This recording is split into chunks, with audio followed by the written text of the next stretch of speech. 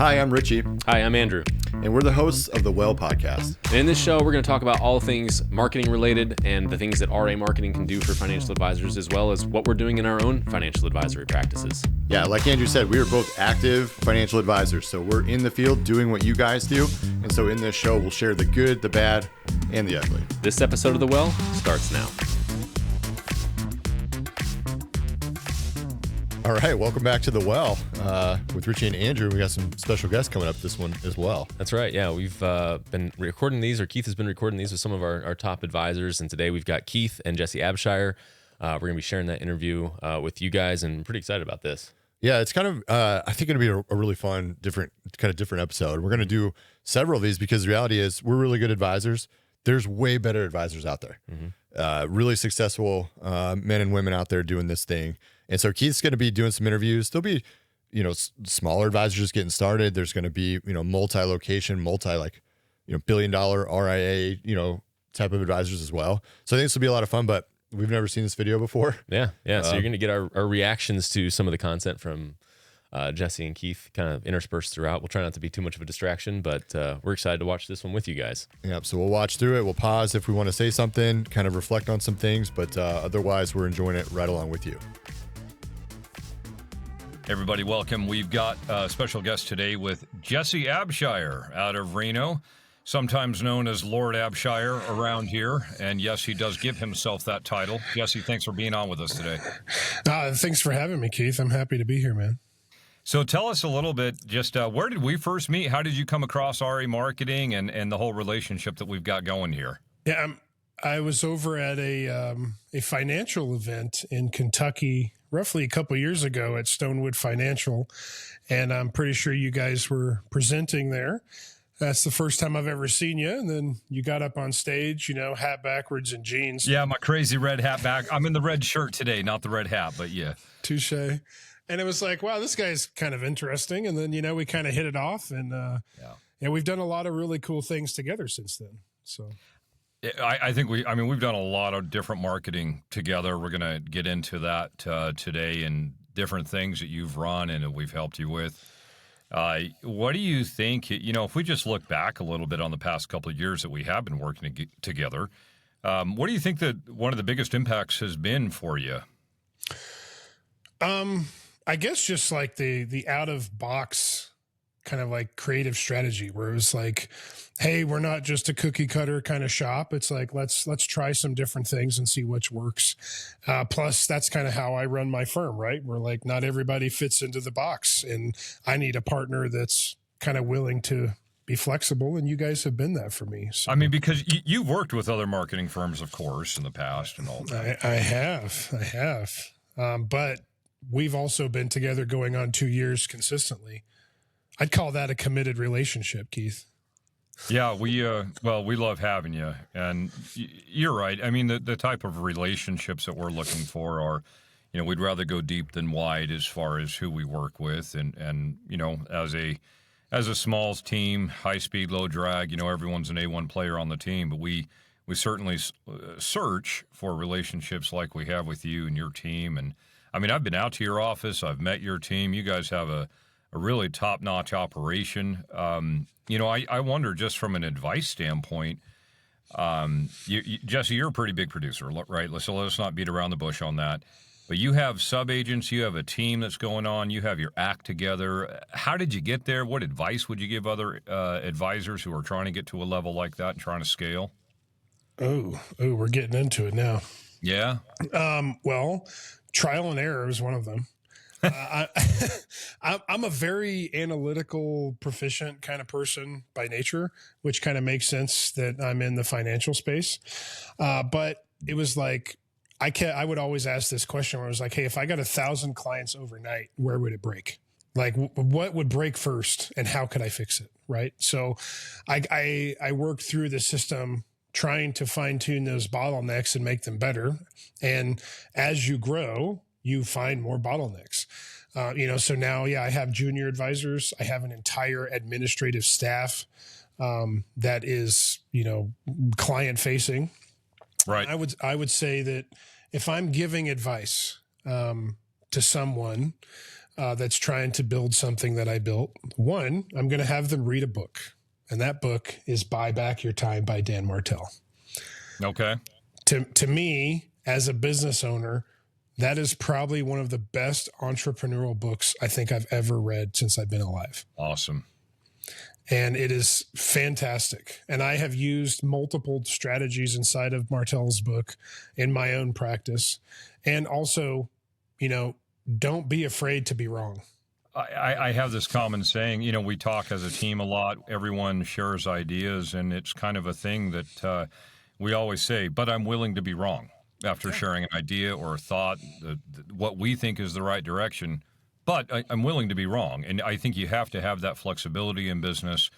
I know you to be a pretty solid leader, man, with your team. And one thing I know about you is you don't care who comes up with the idea as long as it's the right idea.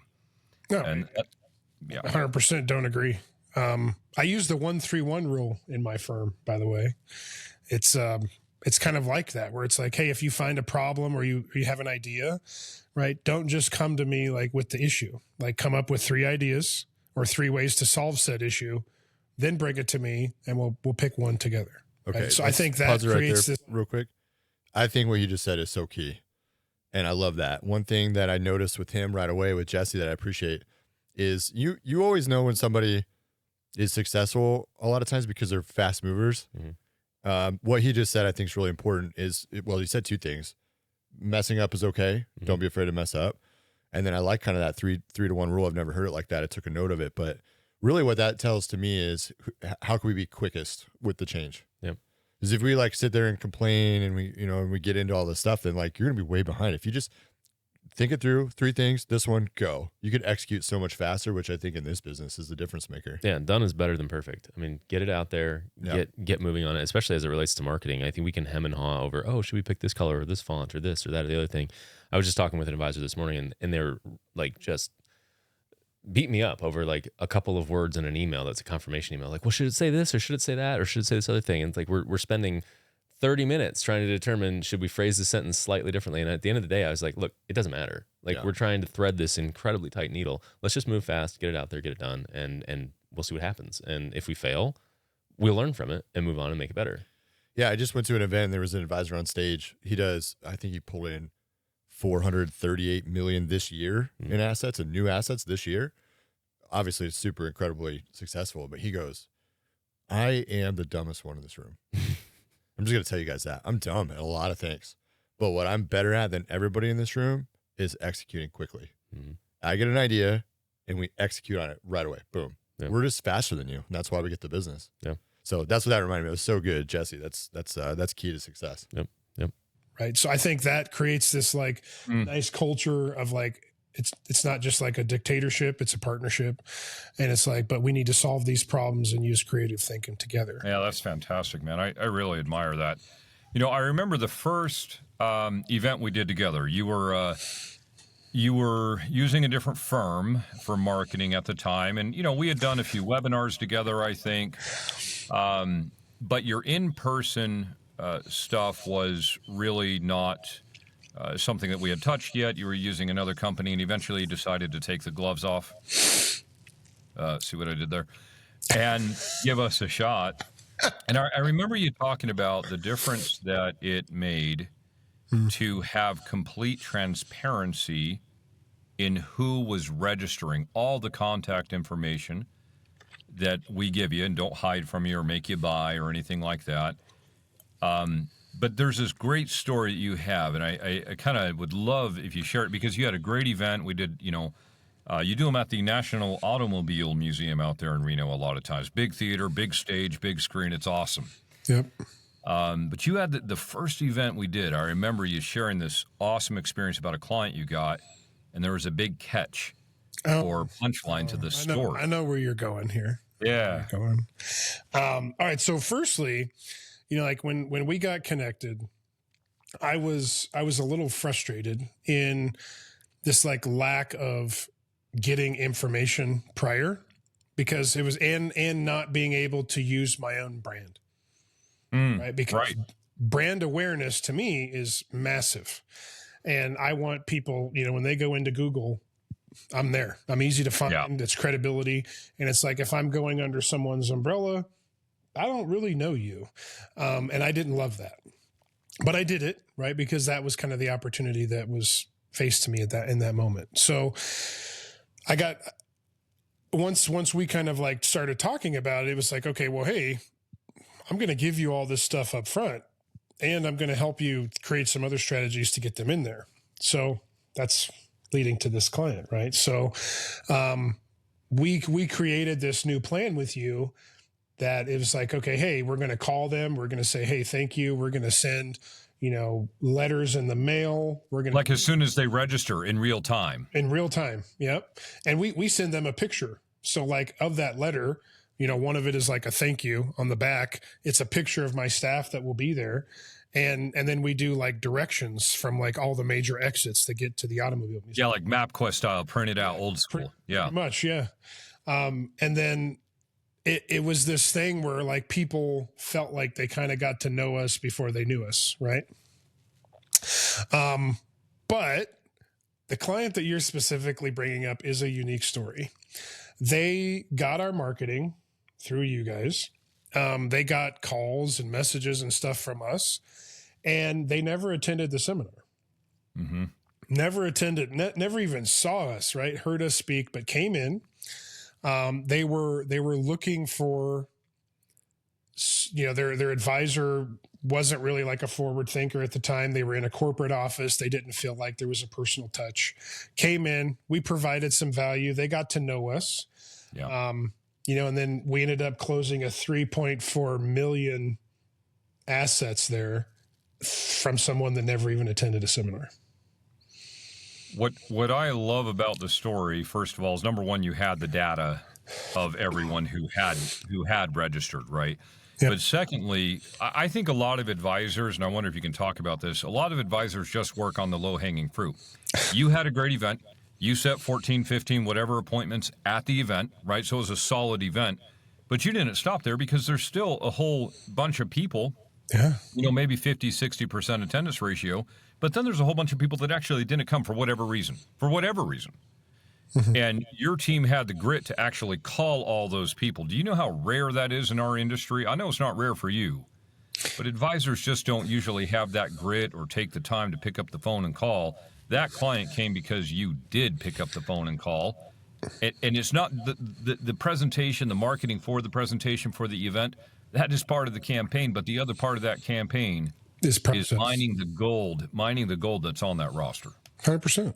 I mean, and that's part of the process too, where you asked earlier, like, what would you advise?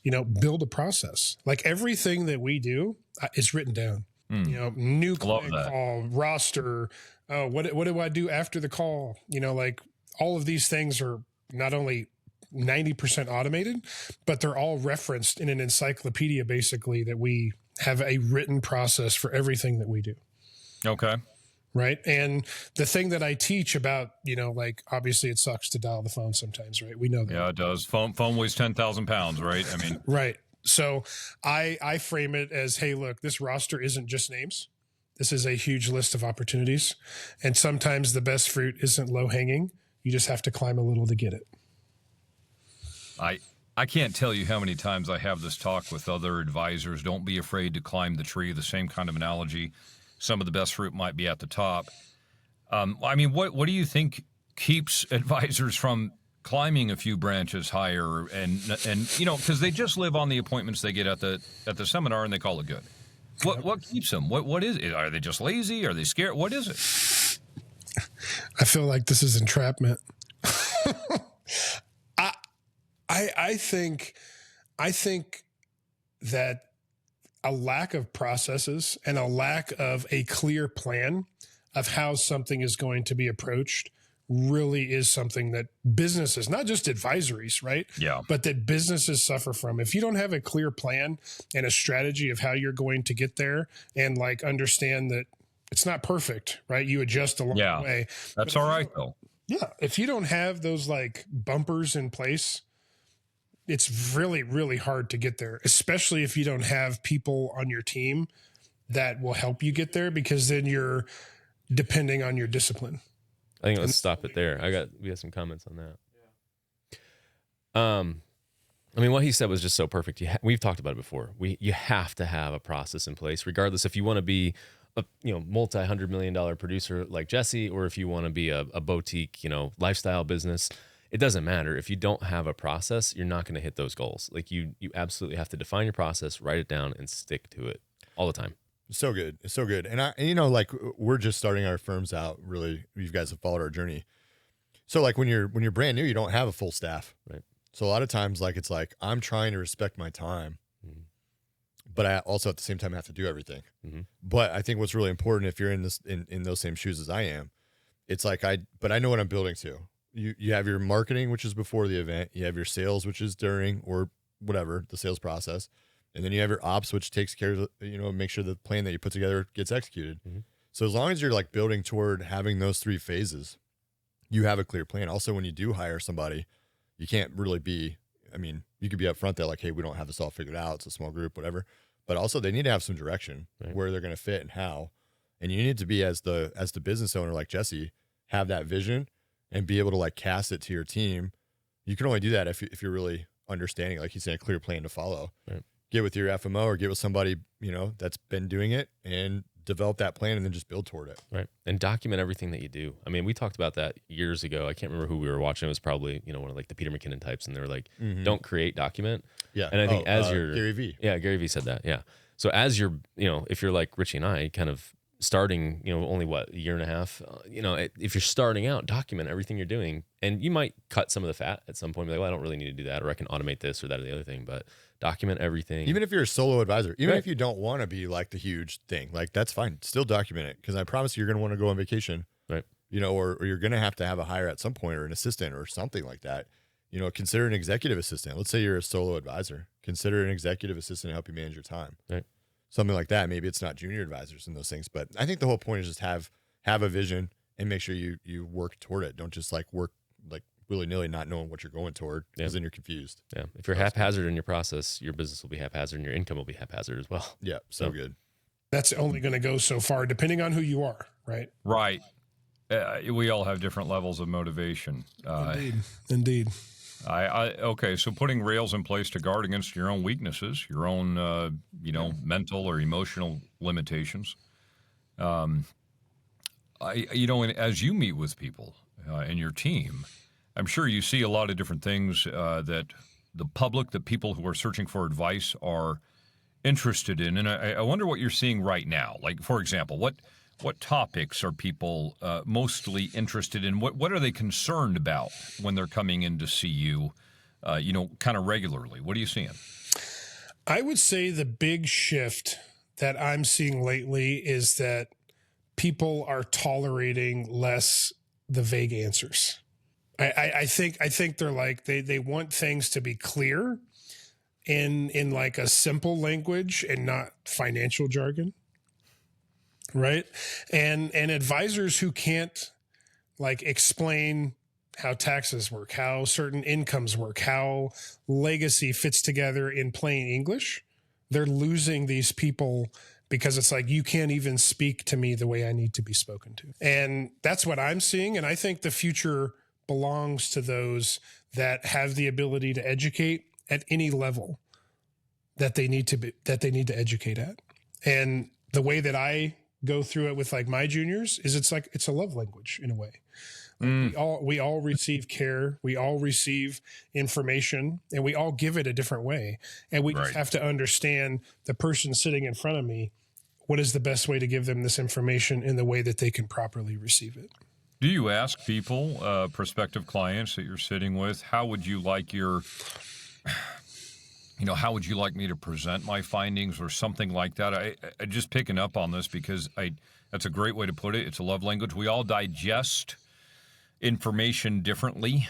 Some people are spreadsheet nerds to death and others aren't. And if you placed, 17 pages of spreadsheets in front of the person who just wants a bottom line and 1 or 2 graphs that summarizes everything, I think you'll lose them, and vice versa. So how are you guys determining what financial love language that prospect speaks? Yeah, I think there's three ways, at least like 3 types of people that you can kind of put in this category. You have the one that we're going to say is the engineer type. They want the numbers. They want to know, if I lift this hood, how does this thing work? And where are my risks? What are my costs? They want to know. Like, so that's the spreadsheet, right? I'm the guy that builds it. I'll be on Zoom. I'll be going through it, and they'll be like, hey, explain this. Hey, explain that. And then I'll send it to them. There's those. And then there's the visuals, where like people come in, they're like, I don't care about charts. I don't care about this. I don't care about that. Show me the graph and explain it to me, where my money is, how it's working, and how this is beneficial to me. The flow of it. Yeah. The flow. Right. Okay. And then you have the others that were like, you have already explained this to me in a way that I understand it better than someone I've been with for 10 years. I almost take that third person to be, they're buying you as an advisor more than the spreadsheet or chart, graph, or plan you're putting in front of them. I mean, you find that, I guess, on occasion, don't you, that there are people that don't care what the numbers say. They just want to trust you and like you and put their faith in you as an advisor. And I would agree with that. And if you remember, excuse me, at seminars, I opened with 3 questions. Do you remember them? No, I don't remember them. I'll take better notes. Do you like me? Do you trust me? And do you want to do business with me? And I always say that at the beginning of this, I expect every one of these, if I was sitting in your seat, to be no. But my goal is, as we move through this, that you will trust me, that you will like me, and that maybe you want to do some business with us. And I think that's a great framework, because you're identifying psychology that you absolutely know that they're thinking. And it speaks to them, because it would speak to me. Like, I try to look at it like, if I'm you, what am I thinking? Yeah. And I want you to truly like be aware of that, because if you're not aware of it, we're missing the point anyway. I heard a great organizational psychologist one time talk about that. And we're always told people do business with you if they like you and if they trust you. I think that that's true, but I think what tends to happen, the reason that people reach a point with you that they do like and trust you, is because they see that you are like them in some way. And that takes being vulnerable. It takes being human. It takes being more than a spreadsheet jockey, right? And you have to be able to communicate that a bit. So speaking of your seminars, which are awesome, I've been to them, and how you pack the house at the auditorium of the National Automobile Museum, right? And that's a big stage, Jesse. Oh, I mean, it's a big stage. It's a movie screen, literally movie screen size behind you as you're presenting. And I mean, it's a great event. What is your process for capitalizing on the opportunity that sits in front of you at those events? Because, I mean, here's what I mean. A lot of people will do workshops or seminars of some kind. They have people out there that are listening to them. And then there's a lot of opportunity that walks out the door. Some people just use a simple checkbox like, yes, I'm interested, and then the team has to hound them to get an appointment. You guys have a good system of setting appointments right there on the spot. And how do you do that? What's your process for that whole setup? There's that word again, process. Love it. So what we do is our seminar is structured in a way that actually follows the sheet that the client has. So let's say there's 10 categories on this document. As we move through, let's say Medicare, estate planning, taxes, income, Yep. there's these check boxes for them to say, hey, this is actually why I came, right? So it's identifying, hey, we do these things that you came here to see us for, right? So we're identifying those throughout this whole 90 minutes while they're sitting there. In between that, I also do something that's a little different. A lot of people that I've seen do seminars where they speak to the people sit there quietly, and then they leave, right? I like engaging things. I like keeping people engaged and following along with me. So I do things like that are called money questions. Okay. So I don't want them to ever raise their hand. I literally want them to yell it out. Right. And then whoever yells it out first that's correct gets a prize. So it's And so you're really encouraging the participation. yeah. Like what? Keys to your Ferrari, or what kind of prize? Well, it could be mugs, could be books, could be. I have a client that made whiskey glasses from handmade whiskey glasses with the firm's logo on them. Could be anything.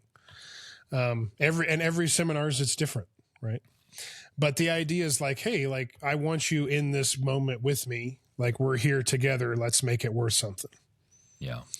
And then after that, I strategically create funnels at the exits. So I put staff on both of the exits so that when people are leaving, they're instructed to turn in their documents. Right. And staff is looking at these and saying, oh, okay, so you were concerned about Medicare. Oh, and you're concerned about legacy. Awesome. Okay. And then on the back of that sheet, there's already open appointments that they could have selected. Maybe they didn't. We try to identify why and potentially offer them another appointment in that moment.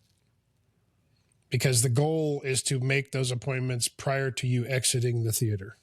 There's nothing so powerful as that. You'll never have a better time as an advisor. And it's tough for some people. And I do know some advisors that don't do that by design. And for whatever reason, it tends to work for them. But by and large, we find that advisors who transition to being a little bit more bold at their events in actually setting appointments right then and there have higher stick rates and more appointments in the next week or two.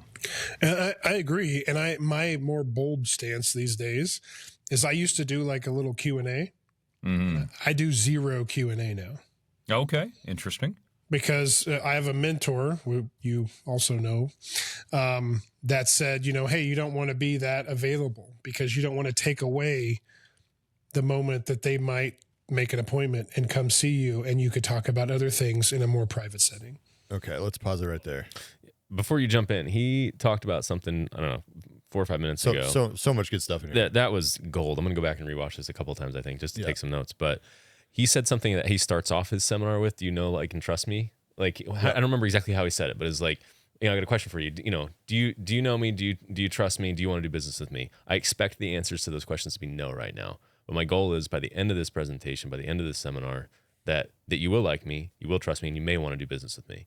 I'm absolutely stealing that. I'm going to make it in my own words, but I kind of do something like that now when I talk about kind of my process and my fiduciary responsibilities to people. But man, that psychologically makes a lot more sense than the way I've been doing it. Yeah, I love that. I think that it kind of sets the stage for like, hey, what I'm trying to accomplish today isn't to necessarily solve all the problems and answer all the questions. It's to get you to know, like, and trust me enough that you might want to do business with me. Yeah. And that transitions perfectly into why I wanted to stop it as well, because by doing that in the beginning, you're already telling the audience, I'm going to ask for the appointment today. Yeah. Like at the end of this thing, I'm asking it for you. I mean, I guess I don't have any experience because I've never not asked for the appointment. Right. So I don't know how that would go. I mean, I'm sure there's advisors that do a great job at that, but for me, I've always asked for it, and I can't imagine not asking for it. Mm-hmm. But just like Jesse's saying, like, I'm sure you have a similar process. There's a sheet that you follow. Your presentation should have like check marks that follow it. For mine on the back side is the calendar, circle 2 times. But also like what Jesse does, and this isn't for everybody. We've talked about this on the show before. Mm-hmm. I don't do the Q&A thing either, like at all. I come in after everybody's checked in. They're all seated. Everything's done. The risk assessment quiz is done and gathered. I get a text. They say, come in. I come in, do my introduction, present. And as soon as I'm done, we play a video, thanks to Ethan, that says what to expect next. We're going to come around. We're going to gather your green sheets. We're going to get you scheduled. While that's playing, I'm gone. I'm out. I go hide in the restaurant somewhere else, because there's too many times, man, you get stuck. Like they treat you like an appointment right there, and hey, I've got this thing here. I've got this. What do you think about this? Blah, blah. And they're, back and forth. I don't do that. If you want to talk to me, schedule the appointment. We'll do it there. So I love what he said. That's what I do. It's been working really well for me. And it's not for everybody, but I definitely resonate with that. Yeah, absolutely. I'm like I said, I'm watching this one again because it's good. It's real good. Yeah.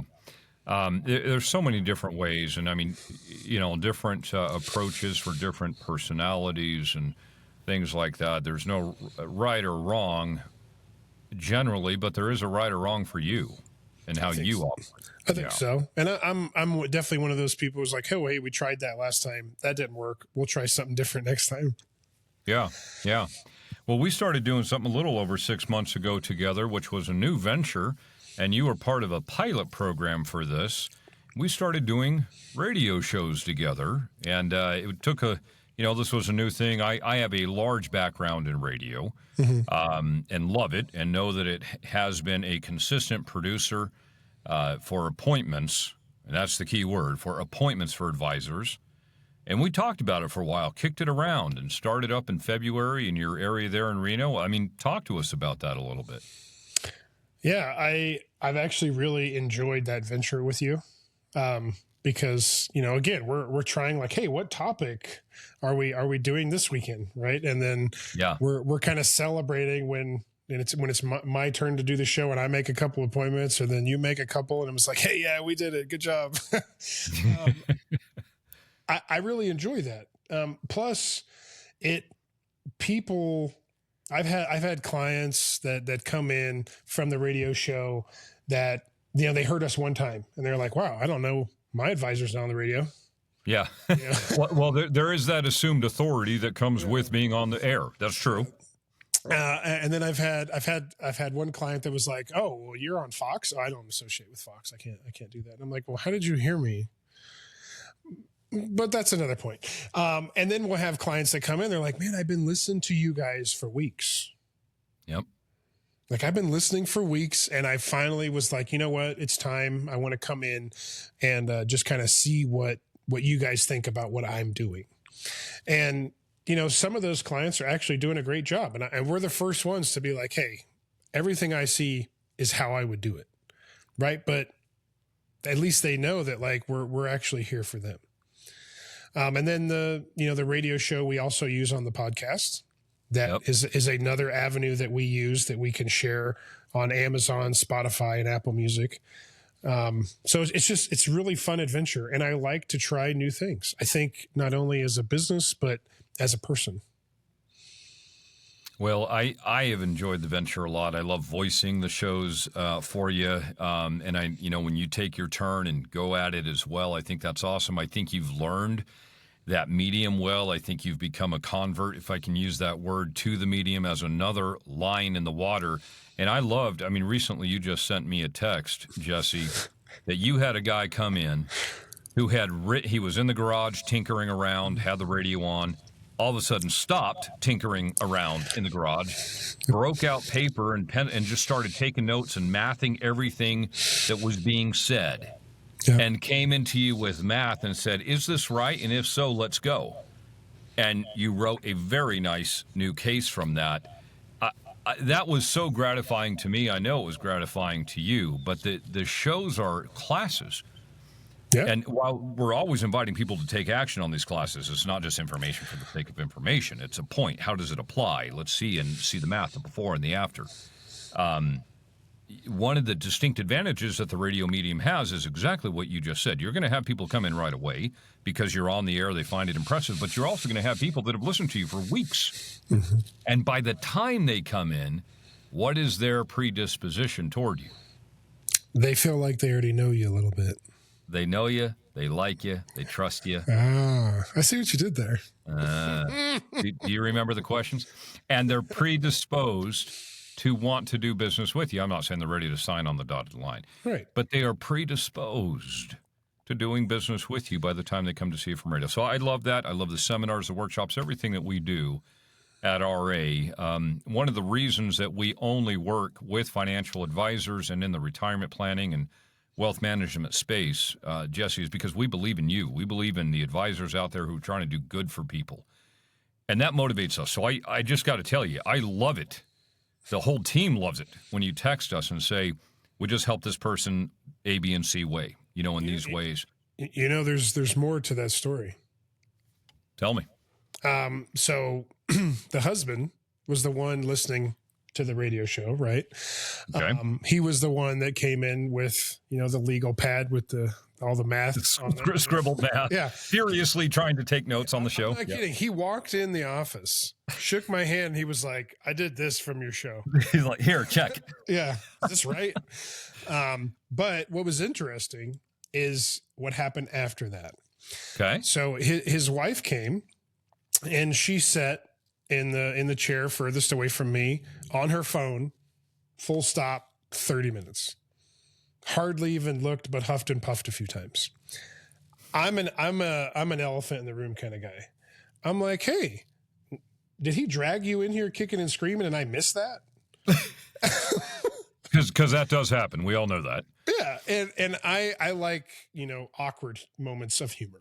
I think it's like, it can kind of like lower this kind of like stress level, right? When you make somebody laugh. No doubt. She looks up and she was like, no, I just don't agree with this.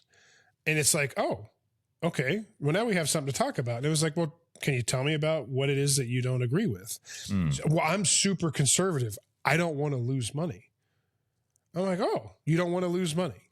She's like, no. Okay. Well, I just want you to know that that's actually exactly what we're talking about. We're talking about getting some type of legal guarantee so that whatever strategy we do, it's not going to lose money, which actually fits a super conservative person. She put her phone down and she plugged in the rest of the event. And the next day they came in when we actually did the official transaction. She came in the door first and shook my hand first. Turned her. Yep. Made a believer. Identify. Let's stop there for real quick. You guys have been following Richie and I's journey for, 3 years now on this thing. And you know that we're seminar guys and that's all we've really done is seminars, but it's because of stories like what Keith and Jesse just shared that I'm starting radio. I haven't really gotten anything from it yet. Just started last week. But I'm super pumped about it. I'm super pumped about what RA is going to be developing with radio, just because it's stories like that like you have similar experiences with seminars. I'm not saying that but to Keith's point, it's just another line in the water. Mm-hmm. And once you get it dialed in with radio, it's theoretically at least a lot easier than seminars. Because you're not going out and setting up a screen and doing this whole thing and getting 14 or 15 appointments all at once. Like they're just coming in onesie twosies, and the quality of appointments that could potentially come from that are just unbelievable. And like he said, that kind of I don't remember how Keith said it, but like the assumed credibility or the assumed authority because you're on radio.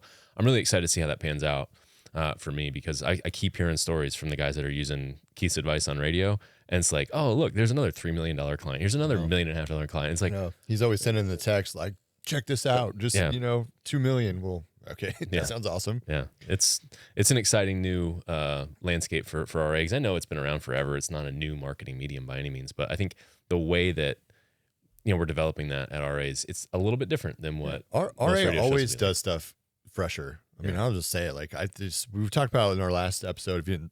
I don't even know when it'll drop, but this industry can be a little stale. Mm-hmm. We freshen that up. RA always freshens it up. So I think that approach that Keith's coming with is really, really sharp. That's exciting. The other thing he said there that I think is so key, and with that story that's so funny with the lady, and I love how he loves the awkward interactions stuff a little bit. That's hilarious. But what I want to point out is he met her where she was. Mm-hmm. He didn't try to like throw out numbers to her or what are you talking about. He didn't get he came to her and made her feel comfortable and validated and heard and understood, and he positioned what he was already going to position just in a way that made sense to her. Right. I mean, that just shows his experience there. You can't talk at people. You need to talk with them, understand who they are, and then communicate with them the way they want to be communicated with. Yeah. I mean, my favorite example of that ever is still, you did it, I don't know, 7, 8 years, 9, 10 years ago, maybe, when that guy on the phone was just chirping at us, and you're like, hey, is everything okay?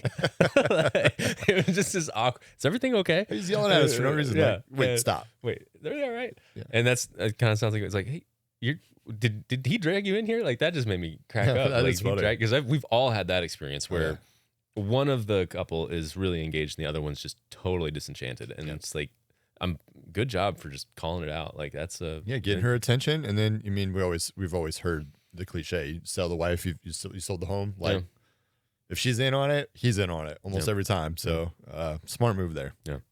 And I think that what we were saying earlier, she had to be able to see a little bit of herself in you, that you guys are alike. Oh, I mean, just well done, Jesse. And it gratifies us to be part of that process of helping bring people to you where they can get the help that they really do need. I mean, that really does motivate us and move us. So well done, man. Same. Because, I mean, all of us, you guys do your part of that, them getting in here, and then my team and we do the other part. And both of those things have to work in combination for that whole process to function, right? Looking at it clinically, just kind of cold and calculating, our job at the firm is to provide you opportunity. That's our job. Yep. Your job is to take the opportunity as best you can. And it is a partnership. I hate that word vendor. And I as a firm, we look to be partners with people. And I think that's what we've been able to develop with you, your team. And man, just big picture here, Jesse, wrap this up for us a little bit. What are you seeing in the space right now in the financial advising world? Where do you think things are headed? 3 to 5 years out, how does the practice look? Just give us a big picture here. Well, I would say that being authentic and genuine matters, right? Like a little while ago, I taught a class at my FMO, which is Gradient Investments up in Minnesota. Sure. And part of my seminar was I had people pull out their phone and Google themselves. And I said, what do you see? Because whatever you see, that's what your client sees. Is what other people are going to see. Yeah. So and I'm like, okay, now, my digital QR code was in the next slide. I said, scan that. Tell me what you see. Pages and pages and pages and pages of Google, right? 450,000 followers on Instagram. It's like, you can find me. I am authentic. I am an educator. I am here to truly help people. And I think that authenticity and the way that we are moving through this AI space and, any type of some automation, people want a real human that gives a crap about them. Right. So I think that showing up for them, showing up for yourself and being genuine. And I think if you're not doing that, you're losing half the crowd. You have done a tremendously good job. You already had that really well handled, your branding and everything. In fact, I remember when we did first meet, you came to me and showed me the TikToks, the Instagram posts that you had, the followers you had. You have done a tremendous job in owning your digital real estate. And that's something I think a lot of advisors haven't done or haven't, they'd like to, but they just haven't focused the time on it, or they're, hopefully it's because they're busy helping clients. But you're absolutely right. When you Google you see pages and pages and pages on Google of your social ads, of your social posts, rather, all your educational content. It is very impressive. So, I mean, just high five on that, man. I appreciate you. To finish that question, though, since we're here kind of talking about seminar marketing and stuff like that and processes, I like to think that a seminar, a lot of people, they try to think that, I'm here to impress people. You're not. They're interviewing you too. You're there to try to get them to create this opportunity so that you can earn trust. And I'm serious, make it simple, make it honest, and make it your own.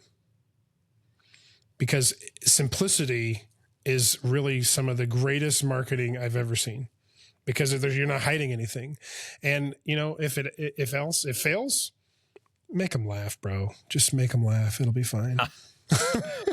Well, on that note, man, what a great wrap up there. Just make them laugh. Hey, as far as getting people to like and trust you, I mean, that takes the guard down. But I mean, more importantly, it's just being genuine with people. I got to say, Jesse, you have some of the best one-liners I've ever heard, man. You just come up with these crazy analogies. It's because I hang out with you too much. Yeah. Quick, you're just quick on your feet, man, and you do make people laugh. I think it's great. Hey, man, Jesse, I really thank you for coming on the podcast today and just hanging out with us, sharing your wisdom, sharing your insight. We're honored to be part of the journey that you and your team are taking, and so thank you again. Thank you for having me. And again, I truly value this partnership and look forward to the things that we're going to do in the future. Rock on, buddy. All right, brother. Man, that was awesome. Yeah, that was super good. I love the way they kind of ended that. Just be authentic, be true to yourself, and be true to your process. Like, I mean, that's really it. You don't have to be aspiring to be a $1 billion producer. You don't have to be aspiring to be $1 million producer, but whatever your aspirations are, whatever your goals are, be true to your process, be true to yourself, and be true to your clients. Like, don't fake it till you make it type thing. That's one of my least favorite phrases. Like, just work really hard. Yeah. Jesse, thank you for doing that. I mean, that was key. Keith, great job interviewing him. So many nuggets in there. Mm-hmm. Be quick, be authentic, be funny. Yeah. And that's it. That's the name of the game. Yep. You can have a firm like Jesse's just doing that. But man, yeah, go back and watch some of this. Take some notes. I don't care how much you're doing. There's nuggets in every single interview you can take out. Yeah. And we're all getting better together through this thing, and that was awesome. Yeah. So we've got a couple more of these planned. We'll go through them. Anybody you guys want to see us interview, I think you could always put that in the comments as well. We'll reach out to them. We have this giant web with RA of people that we know. Like, let's utilize and learn from each other. So awesome. Yeah. Awesome episode. Good stuff. Thanks, guys.